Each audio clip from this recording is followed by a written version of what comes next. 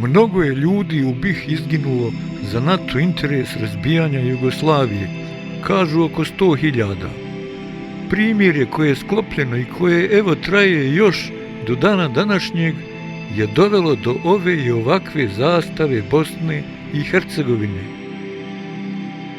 Zašto oni koji su najodgovorniji za izbijanje rata zbog svoje nepromišljene, neustavne secesije od Jugoslavije, zbog čega su i najviše stradali, imaju najneodgovorniji odnos prema ovoj zastavi, rezultatu potpisanog primirja?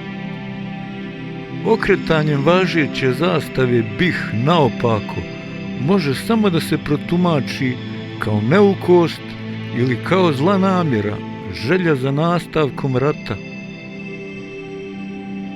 U kući im bio.